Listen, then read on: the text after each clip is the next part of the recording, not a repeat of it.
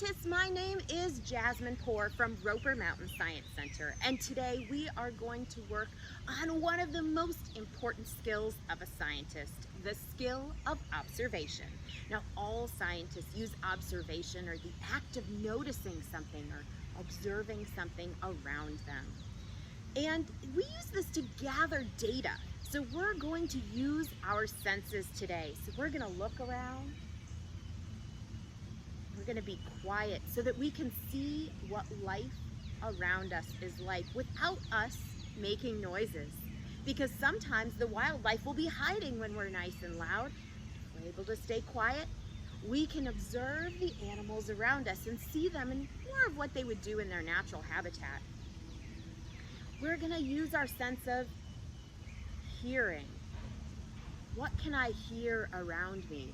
I hear a creek a little bit over there. I hear lots of birds singing. I hear some noises in the background as well.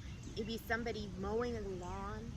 What can you observe through your sense of hearing?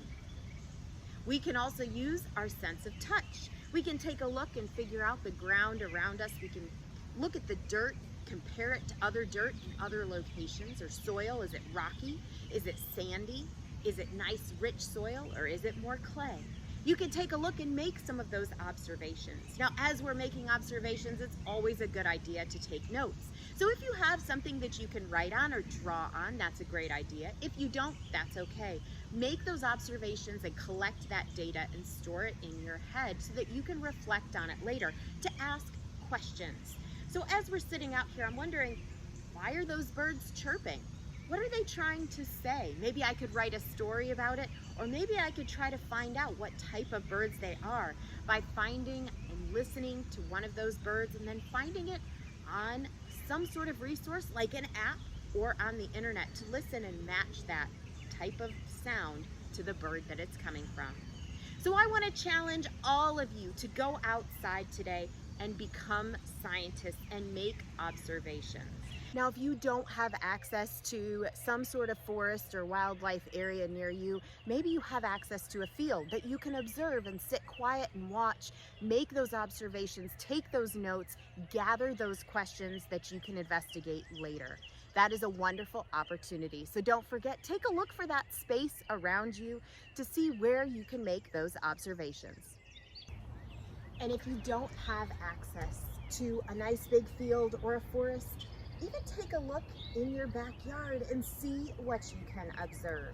You may be able to see new growth, like flowers on trees, or in your garden, if you have a garden. Possibly you can see different examples of birds that are flying through your backyard. Take stones, turn them over, see what you can find underneath of them. This is a wonderful place to observe the world, especially in spring where there's so much growth going on. Let's take a look at this big rock that I found and see what we can observe underneath of it. Oh, look at all of that. Look at all of those animals. Make some questions. What type of animals do you think they are? Why are they underneath of the rock? I wonder what they're all doing. Think of how many different kinds. Look, we've got a snail there. As you can see, we have lots of ants, all sorts of wonderful animals for us to observe. Now, anytime you do flip over a rock, make sure that you turn it back over again in order to protect that habitat for those animals. Now, if you do have a nice bug box, you can always collect some of those animals that you would like to observe for a longer period of time. For example, in your house, you can observe them for a day or two, see what they can do, and then take them back out and return them back to nature. And if you don't have anything else, don't forget, you can even take a look in your front yard and be an observer. So we encourage you to go out today. If you're not able to go outside, take a look through your window, make observations, gather data, and ask questions. Well, scientists, I hope you get outside and make some of those observations. And I challenge you to tell us what you observed and what questions you gathered from those observations. See if you are able to figure out those answers as well. Enjoy, scientists.